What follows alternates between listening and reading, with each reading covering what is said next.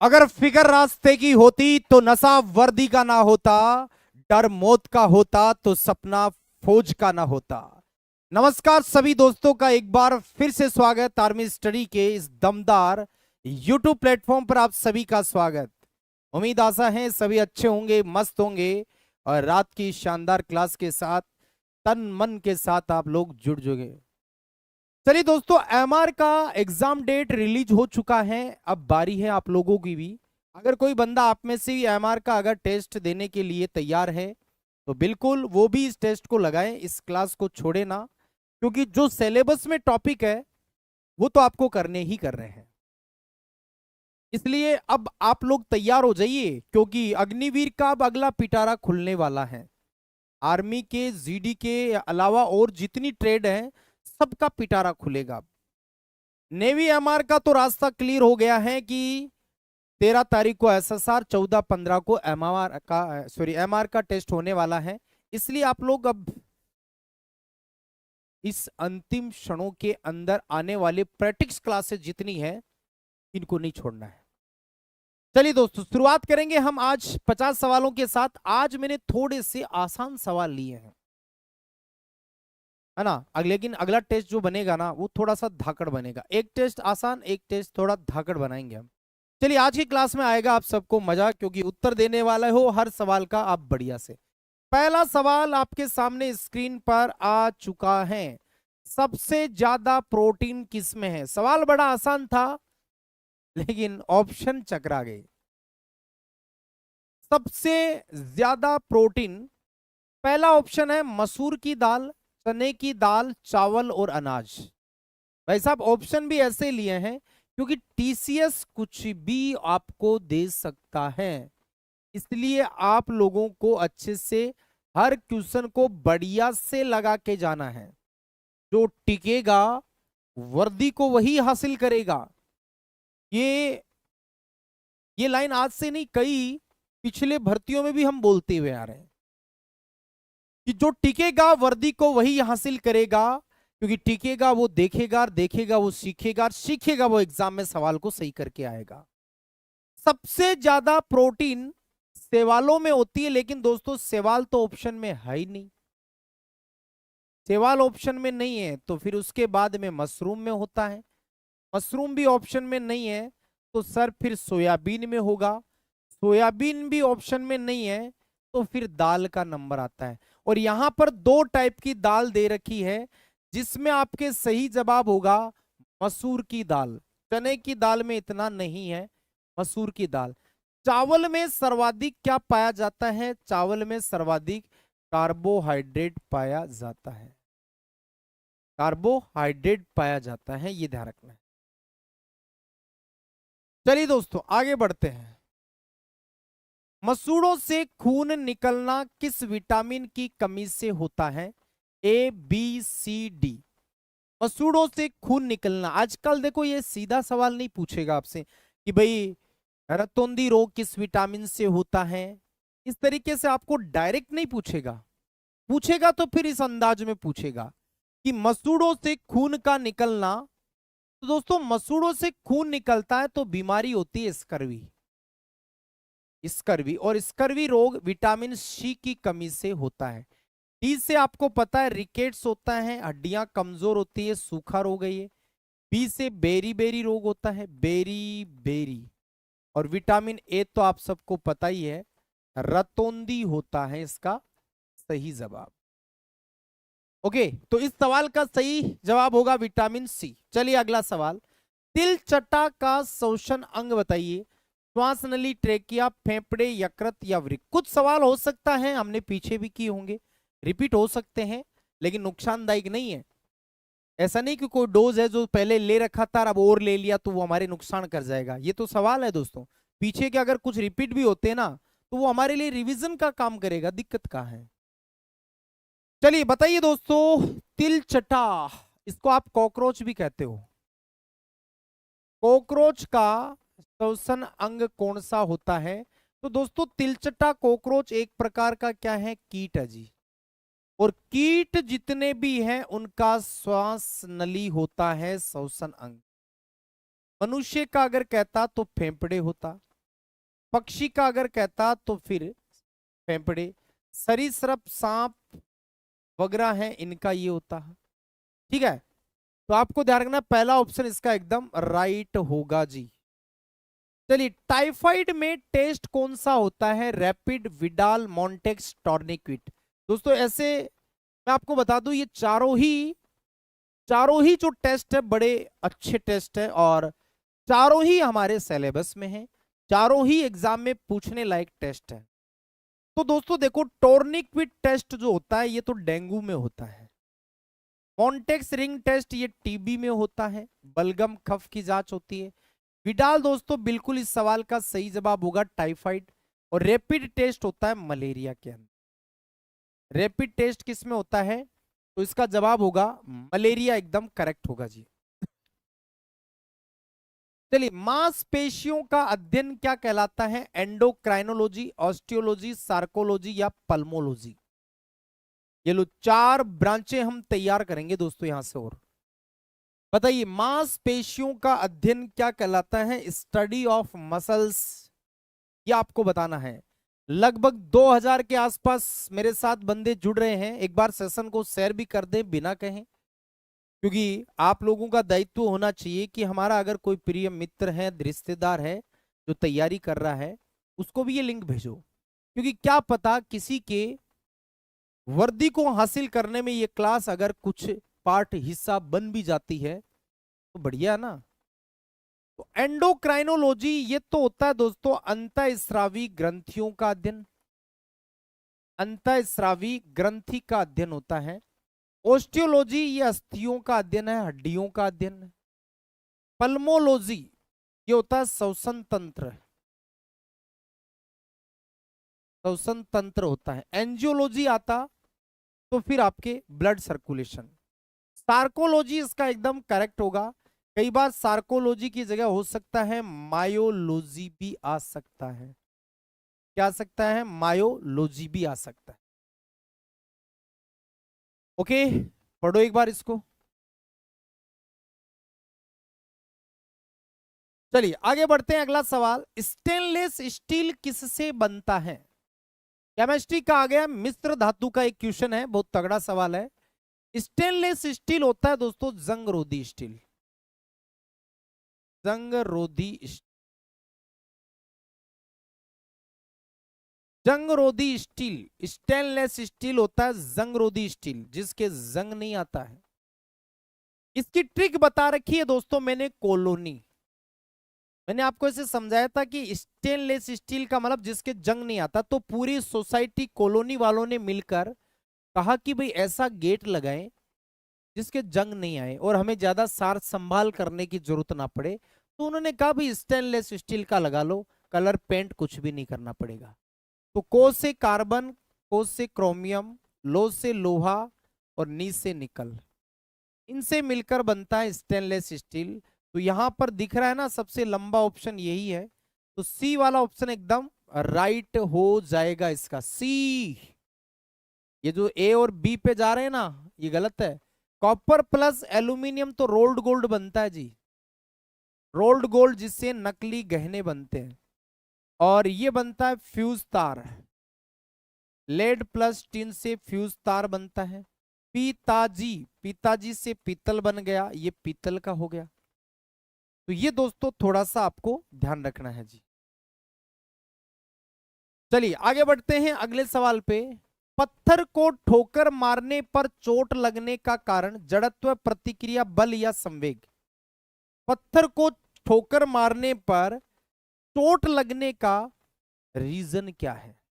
बताओ, देखें फटाफट दीजिए, इस सवाल का सही जवाब क्या होगा? भाई पत्थर को ठोकर मार रहे हैं, पत्थर को ठोकर मारने का मतलब एक प्रकार से टक्कर हो गई। और मैंने आपको कहा था कि सभी टक्करें, जितनी भी टक्कर हैं, चाहे वो आगे पीछे की टक्कर हो, आमने सामने की टक्कर हो, बाएं दाएं से टक्कर हो, सभी टक्कर गति के थर्ड लॉ पर आधारित है। और तीसरा नियम होता है क्रिया प्रतिक्रिया का नियम। तो पत्थर पर ठोकर मारने पर चोट लगने का कारण आपके प्रतिक्रिया हो जाएगा, ये ध्यान रखना है। क्लियर? चलो, बासमती किसकी किस्म है? बांस की, गेहूं की, चावल की, नाशपाती की? थोड़ा बहुत ये भी पता होना चाहिए, खाली खाने का ध्यान मत रखो, थोड़ा बहुत पढ़ना भी सीखो। क्या पता कोई, हम दुकान पे जाते तब तो देखो, जैसे मान लो किसी को अलग कोई टूथपेस्ट लाना है तो वो ब्रांडेड बोलता है, फलानी ब्रांड का देना। आपको यहाँ सवाल में जब किसी ब्रांड का नाम पूछ ले तब ब्रांड गायब कहाँ हो जाता है। तो इसलिए अपन को इस ब्रांड का नाम ध्यान रखना है। बासमती खूब खाते हैं, पूरी दुनिया में खाया जाने वाला अनाज है चावल। बासमती चावल की किस्म है, और चावल पूरी दुनिया में सर्वाधिक खाया जाने वाला पहले नंबर पर अनाज आता है। दुनिया में सर्वाधिक खाया जाने वाला अनाज, खाया जाने वाला अनाज। इसके अलावा दोस्तों ये भी बता दूं, सबसे ज्यादा पानी की आवश्यकता भी चावल को ही पड़ती है। जब चावल बोते हैं ना तो सबसे ज्यादा पानी की जरूरत इसी को पड़ती है। चलिए, निम्नलिखित खाद्य पदार्थों के कोलेस्ट्रॉल से मुक्त खाद्य पदार्थ बताइए। मक्खन, देशी घी, चर्बी या बिनोले का तेल? कोलेस्ट्रॉल से मुक्त खाद्य पदार्थ मतलब जो पदार्थ कोलेस्ट्रॉल कम बनाता है वो कौन सा है इसमें? बताइए, इन चारों में से कौन सा है जो कोलेस्ट्रॉल कम बनाता है?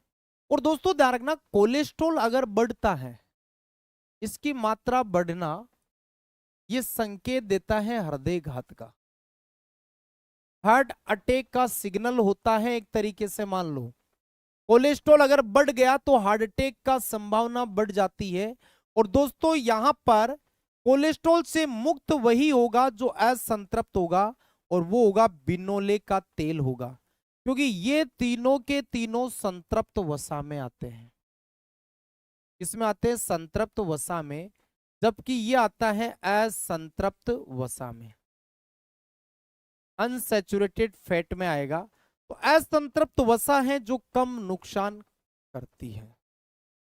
आगे आ जाओ, ठोस का ठोस विलयन में उदाहरण कौन सा है? दूध, पीतल, मक्खन, तेल? ये दोस्तों कोलाइडी विलियन का क्वेश्चन है, आप अगर थोड़ा सा संभल के देखो तो इसका कोलाइडी विलियन का क्वेश्चन है। बताइए इस सवाल का सही जवाब क्या होगा? आने दो फटाफट, ठोस का ठोस में विलियन कौन सा होगा?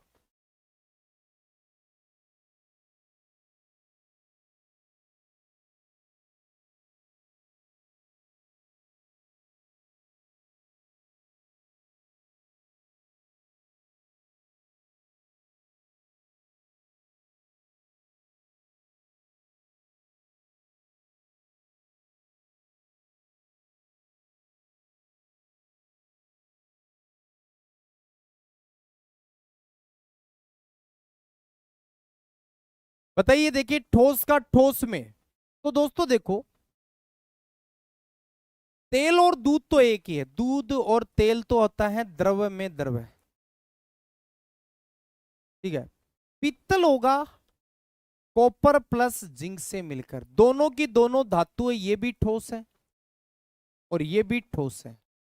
तो ठोस का ठोस में मिलने से कौन बनेगा? पित्तल बन जाएगा जी। यहां पर पित्तल एकदम राइट आंसर होगा। कोलाइडी विलियन का क्वेश्चन था। मैग्नीशियम का ऑक्सीजन की उपस्थिति में जलना कौन सी अभिक्रिया है? संयोजन, वियोजन, विस्थापन, द्विविस्थापन? मैग्नीशियम का ऑक्सीजन की उपस्थिति में जलना कैसी रिएक्शन है, ये आपको बताना है जी। शाबाश, वेरी गुड। तो बनाओ, जैसा ये कह रहा है वैसा लिखो। मैग्नीशियम का ऑक्सीजन की उपस्थिति में, तो मैग्नीशियम का ऑक्सीजन की प्रेजेंट में जलना, तो Mg+O2 हो गया जी। और Mg+O2 से बनेगा MgO, मैग्नीशियम ऑक्साइड बनता है। तो आप खुद देखो कैसी रिएक्शन बनी। ये A है, ये B है, A और B जुड़कर क्या बना रहा है जी? C बना रहा है। तो देखो, दो जुड़कर अगर एक बनाता है तो ऐसी रिएक्शन को हम संयोजन अभिक्रिया, या इसको आप योगात्मक अभिक्रिया के नाम से भी जानते हो। आप इसको योगात्मक रिएक्शन, एडिशन या कॉम्बिनेशन रिएक्शन के नाम से भी हम कह सकते हैं इसको। क्लियर? चलो ये लो जी, एक रिएक्शन ही आ गई, Fe plus CuSO4 copper sulphate, इससे बना FeSO4Cu। ये कैसी अभिक्रिया है? इस रिएक्शन को देखकर बताओ ये कैसी रिएक्शन है। कहते ना, जब तक ना सफल हो नींद चैन को त्यागो तुम, संघर्ष के इस मैदान को छोड़कर यूं मत भागो तुम। अरे कुछ किए बिना ही जय जयकार नहीं होती, और कोशिश करने वालों की कभी हार नहीं होती।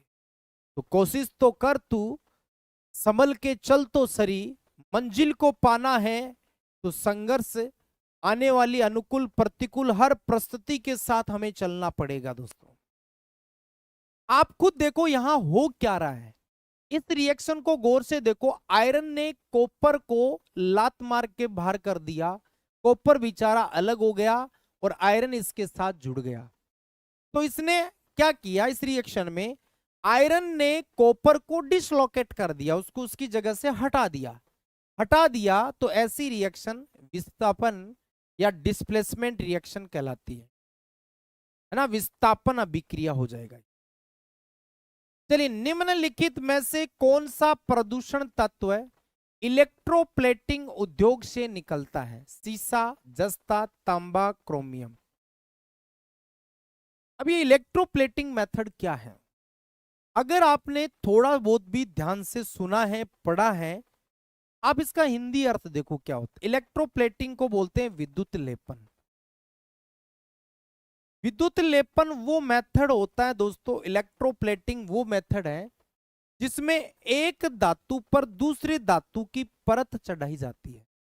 जैसे Fe पर Zn की क्या चढ़ाई जाती है? परत। तो परत किसकी चढ़ रही है? जिंक की। जब ये धुपेगा तो जिंक का कुछ हिस्सा प्रदूषण के रूप में बाहर जाएगा, तो वो जिंक होगा। इलेक्ट्रोप्लेटिंग मेथड से जिंक बाहर निकलेगा, तो Zn इसका एकदम करेक्ट आंसर होगा।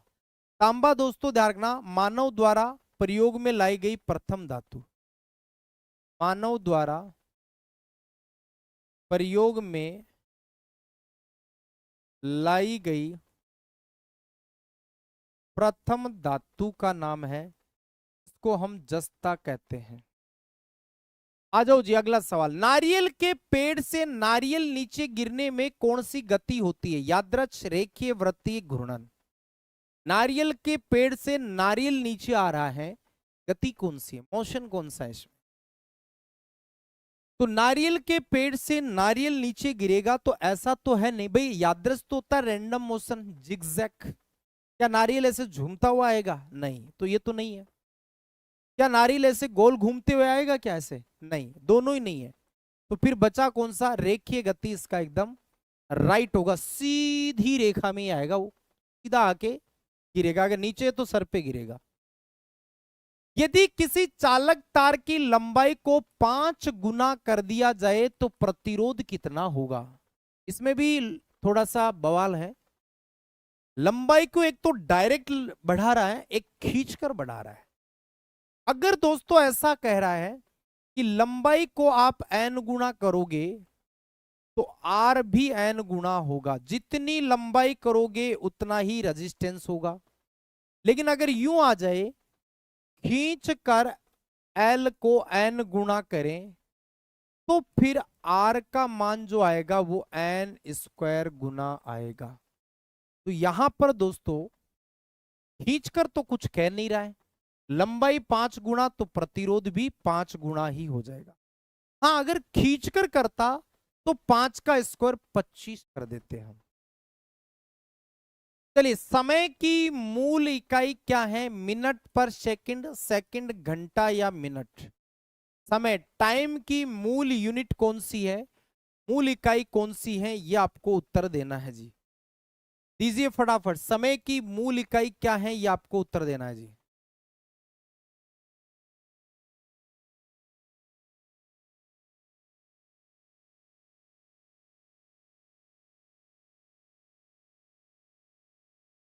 गुड गुड, आने दीजिए। समय की मूल इकाई दोस्तों सेकंड होता है। कोई सोचता है यार मिनट पर सेकंड कर दूं, कोई घंटा, कोई मिनट कर रहा है। ये घंटे मिनट के कुछ नहीं मिलने वाला है भाई, ध्यान रखना, सिर्फ सेकंड। ए वाला बंदा थोड़ा सा संभले भाई। निम्न में से कौन सी गैस ठंडी और संपीड़ित होने पर गैस से अतिक्रांतिक तरल अवस्था में बदल सकती है? कार्बन डाइऑक्साइड, हाइड्रोजन, भाप या ऑक्सीजन? बताइए इस सवाल का, ये एक नया सवाल है जो आ सकता है।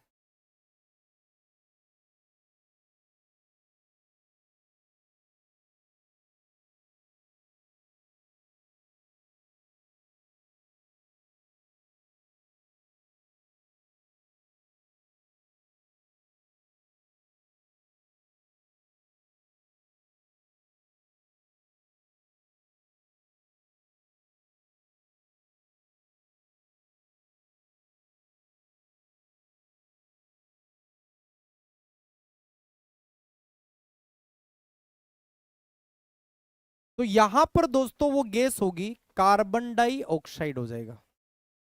याद रखना, कई बार ये क्वेश्चन भी आता है, शुष्क बर्फ कौन सी है? शुष्क बर्फ या सूखा बर्फ? तो वो होता है ठोस CO2, ठोस कार्बन डाइऑक्साइड होता है जी, ये ध्यान रखना। चलिए आगे बढ़ते हैं। मनुष्यों में ध्वनि वाक यंत्र, जिसको वॉइस बॉक्स बोलते हैं, द्वारा उत्पन्न होती है। तो वाक यंत्र का दूसरा नाम क्या है? कंठ, लसिका ग्रंथि, ग्रसनी या श्वास नली?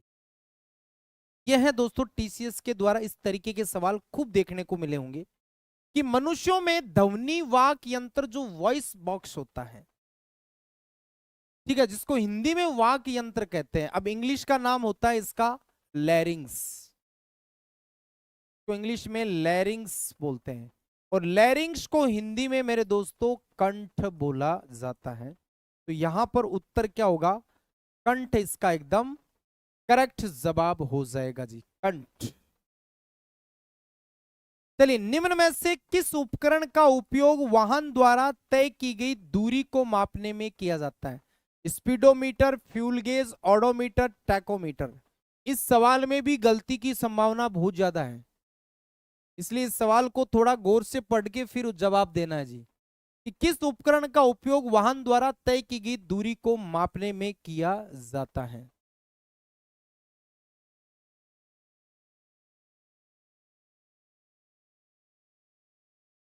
शाबाश, आने दो, देखिए फटाफट। तो दोस्तों यहां पर सही जवाब हो जाएगा ओडोमीटर। मुझे पता है बहुत सारे बंदे स्पीडोमीटर पर अपना पूरा दाव पेच खेल चुके हैं, और खेल चुके हैं तो गलत खेले भाई। दूरी मापने में किया जाता है, स्पीडोमीटर होता है जो तात्क्षणिक चाल को बताता है।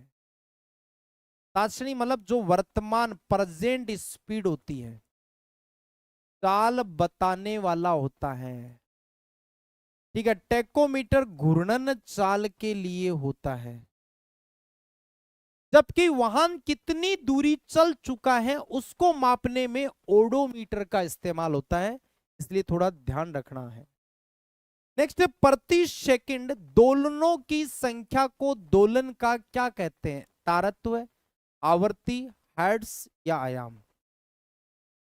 प्रति सेकंड जो दोलन होते हैं उसको क्या कहा जाता है बताइए? कोई बात नहीं, गलत हो गया तो अब ध्यान रखना, दोबारा गलत नहीं होना चाहिए। प्रति सेकंड दोलनों की संख्या को दोलन की क्या कहा जाता है? तो दोस्तों दोलनों की संख्या को आवर्ती के नाम से जाना जाता है। याद रखना, आवर्ती की आप तीन डेफिनेशन बना सकते हो।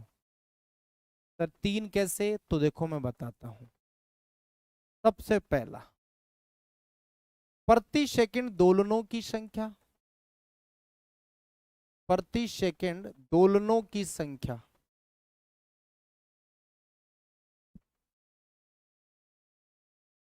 प्रति सेकंड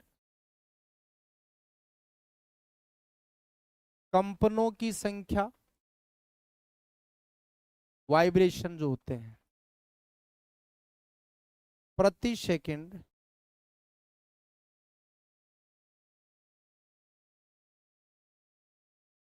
तरंगों की संख्या।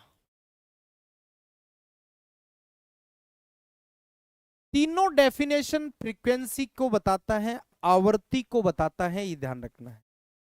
चलिए आगे बढ़ते हैं। अगला सवाल, न्यूलैंड्स का अष्टक का सिद्धांत या लॉ ऑफ ऑक्टेन्स केवल किस तत्व तक लागू होता है? Calcium, potassium, sodium, magnesium. Selection बेच में आज ही ये चीज पढ़ा दी थी मैंने, पीरियोडिक टेबल आवर्त सारणी में।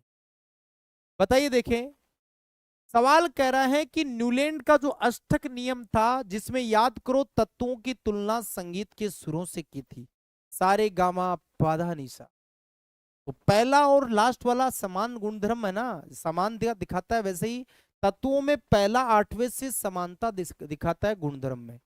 तो दोस्तों न्यूलैंड का अष्टक नियम जो था वो कैल्शियम तक लागू हुआ था। कैल्शियम जिसका एटॉमिक नंबर, परमाणु क्रमांक कितना होता है? इसका परमाणु क्रमांक होता है दोस्तों 20, ये 20 नंबर पे आता है। ओके, मैग्नीशियम 12 पे आता है, सोडियम 11 पे आता है, पोटेशियम 19 पे आता है, ये ध्यान रखना है। चलिए आगे बढ़ते हैं। परम शून्य ताप जो लगभग 0 केल्विन या -273.15 या 16 होता है, पर पदार्थ के कण क्या होते हैं? गति करना बंद कर देते हैं, निश्चित स्थितियों में कंपन करते हैं, प्रकाश की चाल से गति करते हैं या विखंडित हो जाते हैं। परम शून्य ताप पर कोई भी सब्सटेंस या पदार्थ, परम शून्य ताप क्या होता है दोस्तों? ताप का कम से कम संभव मान, इसको हम एमपीटी, मिनिमम पॉसिबल टेम्परेचर कहते हैं, एब्सोल्यूट जीरो कह सकते हो। तो दोस्तों ध्यान रखना है, इसमें प्रकाश जो कण होते हैं पदार्थ के, वो गति करना बंद कर देते हैं, क्योंकि ये बहुत ही वेरी लो टेम्परेचर कह सकते हो जिस पर पदार्थ के कण गति करना बंद कर देते हैं, ध्यान रखना है। नेक्स्ट, जब वस्तु को अनंत पर रखा जाता है तो अवतल दर्पण से प्रतिबिंब कहां बनेगा? तो आपको तीन चीजें याद रखना है। एक तो वस्तु को अनंत पे रखेगा, एक सी पर रखेगा और एक एफ पे रखेगा। आपको क्या करना है दोस्तों, इसको उल्टा कर देना है ऐसे। अगर अनंत पे रखोगे तो एफ पर बनेगा, सी पर रखोगे तो सी पर, एफ पे रखोगे तो अनंत पर, ऐसे। सवाल कह रहा था वस्तु को अनंत पे रखेंगे तो मुख्य फोकस पर बनेगा, एफ पर इसका प्रतिबिंब बनने वाला है। तो सी वाला ऑप्शन एकदम सही होगा, ये थोड़ा सा ध्यान रखना है। यदि हम ठोस वस्तु को गर्म करें तो किस भाग में सबसे ज्यादा प्रतिशत वृद्धि होगी? लंबाई, क्षेत्रफल, आयतन या सब में बराबर? भाई साहब, जब हम वस्तु को गर्म करते हैं तो उसको ऊष्मीय प्रसार कहते हैं। अब अगर लंबाई में चेंज आ रहा है तो उसको रेखीय प्रसार बोला जाएगा, इसको अल्फा से लिखते हैं। क्षेत्रफल में होता है तो उसको क्षेत्रीय प्रसार बोलेंगे हम, इसको हम बीटा से लिखेंगे। और आयतन में होता है तो हम उसको आयतनिक प्रसार बोलते हैं। क्या बोलेंगे? आयतनिक प्रसार, इसको हम गामा बोलते हैं। और इसका रेशियो होता है तीनों का 1:2:3। तो ये अल्फा का है, ये बीटा का है, ये गामा। तो सबसे ज्यादा चेंजेस आयतन में आता है। जब किसी ठोस को हम गर्म करते तो सबसे ज्यादा दोस्तों ये आयतन में चेंज। नेक्स्ट है, विद्युत केतली में पानी गर्म होता है चालन के कारण, सहवन के कारण, विकिरण के कारण, अणुओं की गति के कारण। विद्युत केतली में पानी गर्म किस मेथड से होता है? 25 नंबर क्वेश्चन, आधे सवाल आ चुके हैं दोस्तों, आधे अभी बाकी है। टोटल 50 सवालों पर शिकंजा कसना है अपन को। बताइए क्या होगा इस सवाल का सही जवाब?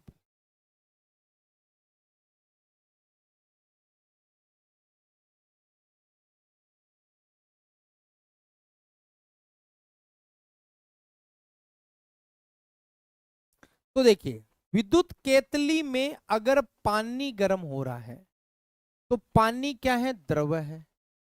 और द्रव में उष्मा का संचरण आपको पता है संवहन विधि से होता है। हाँ, अगर चालन होता तो ठोस के अंदर होता, और अत्यधिक गर्म वस्तु के अंदर होता तो विकिरण होता। अत्यधिक गर्म वस्तुओं में, अत्यधिक गर्म वस्तु के अंदर उष्मा का संचरण विकिरण या रेडिएशन मेथड से होता है, ये ध्यान रखना है। चलिए अगला सवाल, पदार्थ की किस अवस्था में पर्याप्त दाब का प्रयोग करके घनत्व को काफी बढ़ा सकते हैं? ठोस, द्रव, गैस या किसी भी अवस्था में ऐसा करना संभव नहीं है। बताइए, पदार्थ की किस अवस्था में पर्याप्त दाब का मतलब हम प्रेशर देकर उसकी डेंसिटी को बढ़ा सकते हैं? तो भाई देखो, कंप्रेस्ड करना सबसे आसान गैसीय अवस्था में है। क्यों? क्योंकि गैसों के अंदर दोस्तों आपको पता है संपीड्यता का गुण पाया जाता है। संपीड्यता का गुण पाया जाता है, ये आपको पता होना चाहिए। कंप्रेस्ड का गुण पाया जाता है। नेक्स्ट है, पदार्थ को गलनांक पर ठोस से तरल अवस्था में परिवर्तित करने के लिए प्रति इकाई द्रव्यमान आवश्यक ऊर्जा की मात्रा को क्या कहते हैं? ये सवाल बड़ा है, लेकिन दोस्तों मजेदार सवाल भी बन सकता है एग्जाम में। गलनांक पर ठोस से तरल बनाना है, तो ठोस से तरल बनाने का मतलब है उसको पिघालने की बात चल रही है, गलनांक की बात हो रही है। तो गलन की गुप्त ऊष्मा, देखो वाष्पन की गुप्त ऊष्मा तो होगी नहीं, तो वो होगी गलन की गुप्त ऊष्मा या संलयन की गुप्त ऊष्मा, इसको हम बोल सकते है ना। संलयन की गुप्त ऊष्मा या गलन की गुप्त ऊष्मा कहेंगे हम। निम्न में से कौन सा या कौन से विकल्प तालाब की पारिस्थितिकी में अजैव घटक है? शैवाल, जीवाणु, जलमग्न पौधे या जल?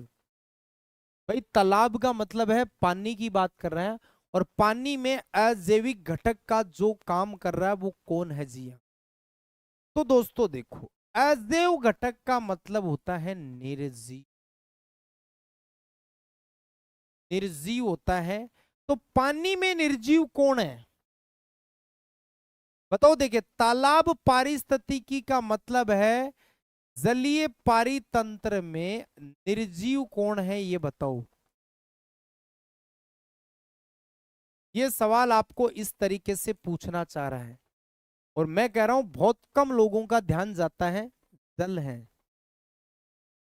अरे शैवाल, जीवाणु, पादप, ये तीनों तो सजीव हैं, और सजीव हमेशा जैविक घटक में आता है। इसमें आता है जैविक घटक में आता है, इसलिए यहां पर सही जवाब जल होगा। और जल कोई एक आधे बंदे को छोड़कर किसी ने नहीं दिया उत्तर, इसलिए कह रहा हूं समझ जाओ। वक्त की नजाकत के साथ चलोगे तो वक्त भी आपको अपने वक्त के साथ चला गया, वही अपने वक्त के साथ अच्छे से चलाएगा आपको। निम्नलिखित विकल्प में से नवीकरणीय प्राकृतिक संसाधन की पहचान करो। कोयला, खनिज पदार्थ, प्राकृतिक गैस, सूर्य का प्रकाश। नवीकरणीय का मतलब है जिसको हम नया कर सकते हैं, और वो भी प्राकृतिक होना चाहिए, नेचुरल होना चाहिए, आर्टिफिशियल कृत्रिम नहीं होना चाहिए। बताइए दोस्तों कौन सा सही होगा इसमें?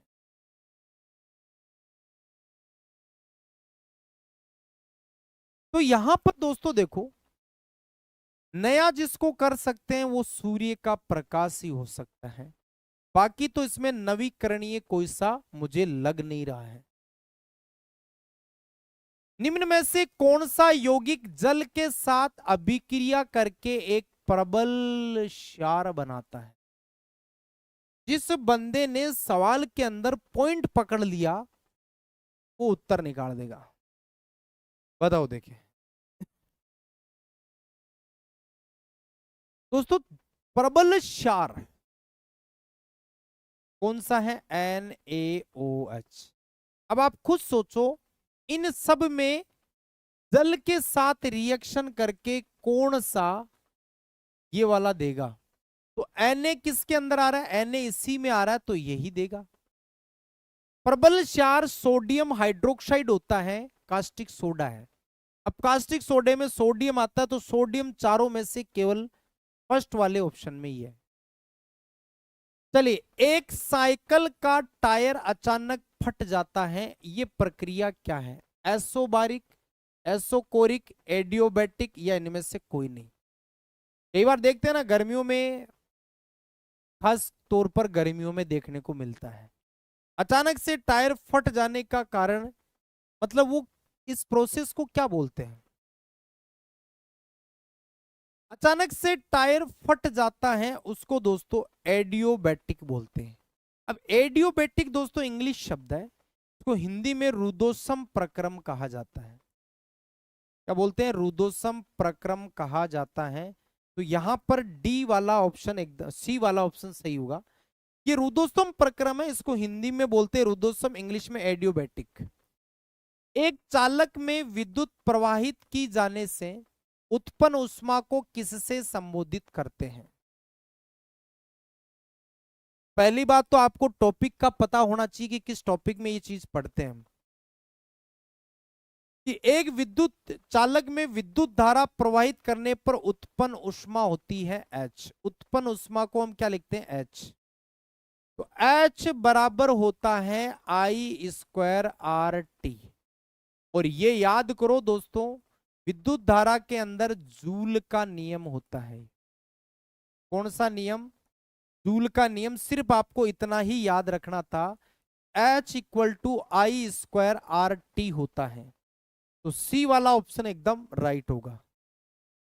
नेक्स्ट है, एक तत्व में इलेक्ट्रॉन की संख्या 18 है और 20 है। इलेक्ट्रॉन की संख्या 18 है, और हो सकता है यहां दिया नहीं है, न्यूट्रॉन की संख्या आपको 20 दे रखी है। तो उसका द्रव्यमान कितना होगा? 17, 37, 2 या 38? एक तत्व में इलेक्ट्रॉन की संख्या कितनी है? 18, और न्यूट्रॉन है 20। तो द्रव्यमान संख्या होती है दोस्तों A बराबर P प्लस N। P कितना है? 18, N कितना है? 20, टोटल मिलकर बना 38। तो द्रव्यमान संख्या टोटल 38 इसका एकदम राइट हो जाएगा। दो कैसे होगा? द्रव्यमान होता है न्यूट्रॉन प्रोटॉन का योग होता है, 38 होगा। चलिए, ओजोन छिद्र का क्या मतलब है? भाई ओजोन छिद्र का मतलब ओजोन परत में छेद हो रहा है, इसका मतलब क्या है? ओजोन परत में बिखरे हुए छोटे छिद्र, ओजोन परत में एक बड़े आकार का छिद्र, ओजोन परत का एक मोटा होना, ओजोन परत का पतला होना। ओजोन छिद्र याद करो, जो परत हमें सूर्य की हानिकारक पराबैंगनी किरणों से बचाती है, अल्ट्रावायलेट किरणों से बचाती है, इसमें छेद के लिए जिम्मेदार एक गैस है जिसकी वजह से ये छेद हो रहा है, और वो गैस कोई और नहीं CFC है, क्लोरोफ्लोरोकार्बन। और इस छेद का मतलब है कि ओजोन परत में एक बड़े आकार का क्या हो रहा है? छिद्र हो रहा है। और ये आने वाले टाइम में पृथ्वी के लिए, पृथ्वी पर रहने वाले जीवों के लिए घातक भी हो सकता है। क्योंकि दोस्तों हम CFC का इस्तेमाल करना छोड़ेंगे नहीं। कहां कहां छोड़ेंगे? फ्रिज में ये गैस है, AC में ये गैस है, डिओसेंट में ये गैस है, जितने भी जो दर्द निवारक स्प्रे आते हैं जो हमें बॉडी पे टच होते ही ठंडे लगते हैं, उन सब में CFC तो घातक तो है ही है ना। किसी चालक में उत्पन्न ऊष्मा का SI मात्रक क्या होगा जब उसमें I एम्पीयर की धारा T सेकंड तक प्रवाहित होती है? इतना बड़ा किया है सवाल को, लेकिन सवाल इतना ही पूछ रहा है कि ऊष्मा की SI यूनिट कौन सी है, बाकी कोई मतलब नहीं है। सिर्फ आपको ऊष्मा का SI मात्रक बताना था, जूल, न्यूटन, कूलाम, पास्कल। बताओ कौन सा होगा इसका सही जवाब? तो देखिए, ऊष्मा का SI मात्रक तो सर जूल होगा, कार्य ऊर्जा ऊष्मा का जूल ही होगा। न्यूटन होता है दोस्तों बल और भार का मात्रक, बल व भार का। आवेश का मात्रक होता है कूलाम, और दाब का मात्रक होता है जी पास्कल। ओके, चलिए इसके बाद 15 क्वेश्चन और हैं। ये सवाल थोड़ा सा बड़ा है, मैं इसको ऊपर लेके चलता हूं ताकि ऑप्शन आपको क्लियर दिखे। ऑप्शन दिखेंगे कहां से, टाइप भी नहीं है, ऑप्शन दो ही है, आपको ढूंढना है, इन दो में बता दो। चलो, गुरुत्वाकर्षण के सार्वत्रिक नियम के संबंध में कौन सा कथन सत्य नहीं है? लो जी, कथन डाल दिया है ना, क्योंकि आदत पड़ गई, अब क्या करें कथन वाले की। आपको सवाल कर रहा है कि गुरुत्वाकर्षण के बारे में आप दोस्तों खुद जानते हो कि दो पिंडों के बीच गुरुत्वाकर्षण बल उनके बीच की दूरी के वर्ग के व्यतकर्मानुपाती। देखो ऐसे होता है क्या, एफ व्यतकर्मानुपाती 1/r²। तो आप कहोगे सर बिल्कुल होता है, बिल्कुल होता है। आपको कह रहा सत्य नहीं है, गलत छांटना है, ये तो सही है। गुरुत्वाकर्षण बल प्रकृति में प्रतिकर्षी होते हैं, ये गलत कह रहा है। एक तो आ गया, गुरुत्वाकर्षण बल प्रतिकर्षी नहीं होता है, प्रकृति में आकर्षी होता है। आप ऊपर फेंकोगे खींचेगी वो नीचे। गुरुत्वाकर्षण का सार्वत्रिक नियम यह स्पष्ट करता है कि पृथ्वी पर ज्वार भाटा चंद्रमा और सूर्य के कारण होता है। सही है ये बात। तो दो पिंड के बीच गुरुत्वाकर्षण बल द्रव्यमान के वर्ग के व्यतकर्मानुपाती, गलत कह रहा है। तो 2 नंबर और 4 नंबर, तभी मैंने कहा था चलो दो ऑप्शन में ही हम अपना जवाब ढूंढने का प्रयास करेंगे। तो यहां पर बी वाला गलत होगा, जो मतलब सही ऑप्शन तो ये दो ऑप्शन गलत हो गए इसके। चलिए, वायुमंडलीय दाब को मापने वाले यंत्र को क्या कहते हैं? उष्मा मापी, वायु दाब मापी, तुंगता मापी या गुरुत्व मापी? वायुमंडलीय दाब या एटमॉस्फेरिक प्रेशर, बताइए। देखिए यहां पर दोस्तों देखो, इसका इंग्लिश में नाम आता बैरोमीटर, टोरसेली बैरोमीटर। टोरसेली नाम के वैज्ञानिक ने बनाया था, इसको हिंदी में वायु दाब मापी के नाम से जानते हैं। तो यहां पर इसको इंग्लिश में बैरोमीटर हम कह देते हैं। नेक्स्ट है, कंप्यूटर में आईसी चिप, इंटीग्रेटेड सर्किट बोलते हैं। जो आईसी चिप आती है वो अधिकतर किसकी बनी होती है? सिलिकॉन, क्रोमियम, सीसा या सोना? कंप्यूटर के अंदर जो आईसी आती है ना, इंटीग्रेटेड सर्किट बोला जाता है, वो चिप बनती किस है? चलो मैं आपको हिंट देता हूं, ये चिप अधिकतर सेमीकंडक्टर से बनती है, अर्धचालक से। अर्धचालक को हम क्या बोलते हैं जी? सेमीकंडक्टर बोलते हैं। अर्धचालक से बनती है, सेमीकंडक्टर के द्वारा बनती है। तो सेमीकंडक्टर यहां पर कौन सा है? सिलिकॉन है। यहां पर फर्स्ट वाला ऑप्शन ही एकदम राइट होगा जी। अब आ जाओ आगे।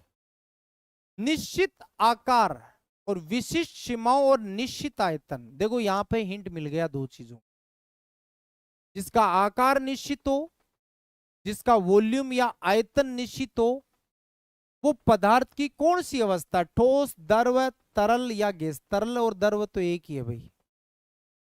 आकार भी निश्चित, आयतन भी निश्चित, ऐसी कौन सी पदार्थ की एक अवस्था होती है? ये आपको उत्तर देना है जी। तो आकार निश्चित, आयतन निश्चित, तो ये विशेषता ठोस की हो सकती है, क्योंकि दोस्तों गैसों की तो आकार आयतन दोनों ही अनिश्चित होते हैं। आकार व आयतन दोनों ही अनिश्चित होता है, ये आपको ध्यान रखना। दोनों ही क्या होते हैं? अनिश्चित होते हैं, ये ध्यान रखना है।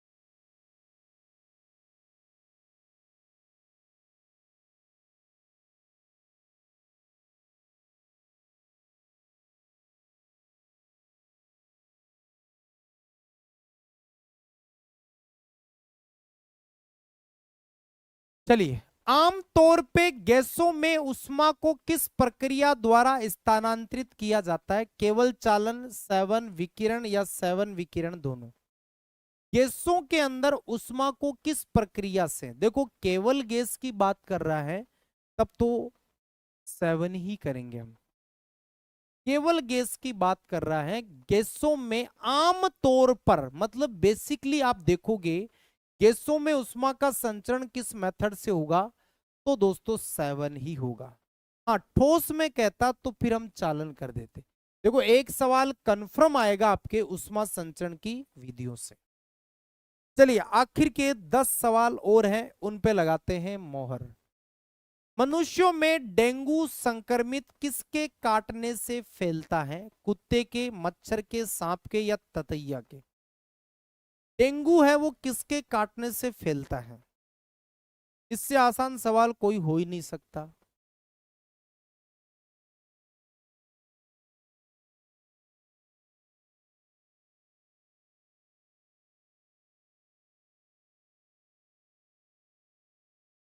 तो भाई सीधा सीधा है, डेंगू जो है वो मच्छर के काटने से होता है। और डेंगू का जो मच्छर है वो है मादा एडिज मच्छर। कौन सा मच्छर होगा? मादा एडिज मच्छर होगा जिसके काटने से होता है। कुत्ते से खास तौर पर हम पढ़ते भी हैं, रेबीज रोग होता है, हाइड्रोफोबिया। चलिए किसके द्वारा संक्रमण को रोककर क्षय रोग या टीबी से बचा जा सकता है? कवक, गोलकृमि, विषाणु, जीवाणु?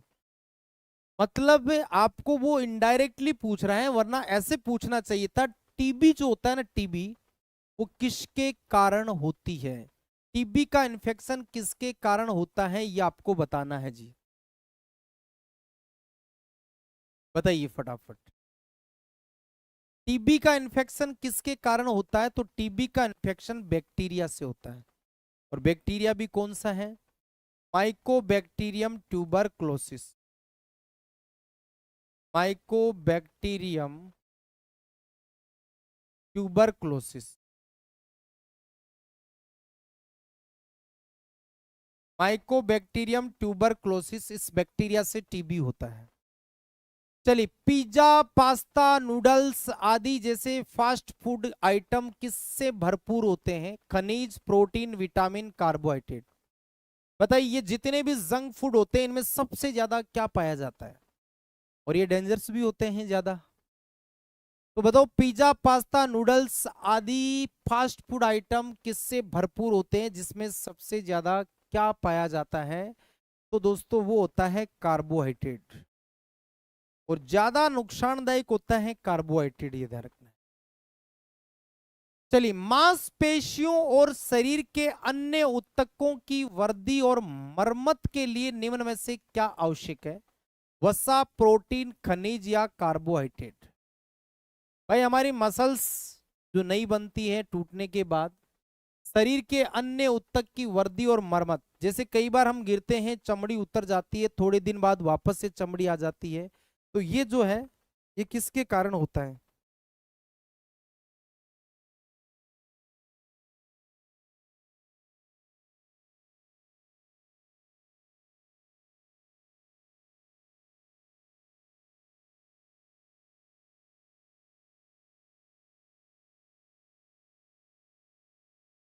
तो यहां पर दोस्तों होगा आपके प्रोटीन। क्या होगा? प्रोटीन होगा, इसका सही जवाब प्रोटीन हो जाएगा। चलिए अधातुओं के ऑक्साइडों की अभिक्रिया क्षारों के साथ होने पर लवण और जल बनता है। ये खुद कह रहा है कि कोई भी आप नॉन मेटल ले लो, उसकी रिएक्शन, ऑक्साइड की अभिक्रिया, अगर अधातु ऑक्साइड की रिएक्शन जब अपन क्षार से करवाते हैं तो क्या बनता है? लवण प्लस जल बनता है। तो उस अधातु ऑक्साइड की नेचर कैसी होगी? ये जो है ना, इसकी प्रकृति कैसी होगी? अधातु के ऑक्साइड की प्रकृति हमेशा ध्यान रखना अम्लीय होती है। और धातुओं के जितने भी ऑक्साइड होते हैं धात्विक ऑक्साइड, तो धात्विक ऑक्साइड जितने भी हैं उन सब की क्षारीय होती है। और जो धातु और अधातु दोनों की तरह व्यवहार करते हैं वो उभयधर्मी एम्फोटेरिक होते हैं। चलिए निम्नलिखित कथनों में से कौन सा सही कथन है? चलिए लास्ट में जाते जाते कथनों की भी याद आ गई भाई। कौन सा कथन सही है? पेड़ का कटना एक रासायनिक परिवर्तन है, गलत है, ये नहीं है सही। भाई पेड़ कटेगा, अगर साइड से काटेंगे तो वापस भी आएगा, तो भौतिक हो गया ना ये तो। भोजन का पाचन भौतिक और रासायनिक दोनों है? नहीं। एक बार इसको होल्ड करते, मुझे इस पे शक लग रहा है, इस एक बार इसको होल्ड करते, अगले पे चलो। ऊन का जलना भौतिक है, ये तो सरासर गलत है। जलना तो रासायनिक है। जल में चीनी का घुलना रासायनिक है, ये भी गलत है, क्योंकि मिश्रण है, मिश्रण भौतिक में है। तो बी वाला सही है। ये ध्यान रखना है, भोजन का पाचन भौतिक और रासायनिक दोनों में आता है, क्योंकि भोजन का पाचन होता रासायनिक है, लेकिन स्टार्टिंग में वो भौतिक है, बाद में वो कन्वर्ट होता है रासायनिक के अंदर। तो यहां पर बी वाला सही होगा। संवेग द्रव्यमान और किसका एक उत्पाद होता है? संवेग का सूत्र लगा दो, उत्तर आ जाएगा।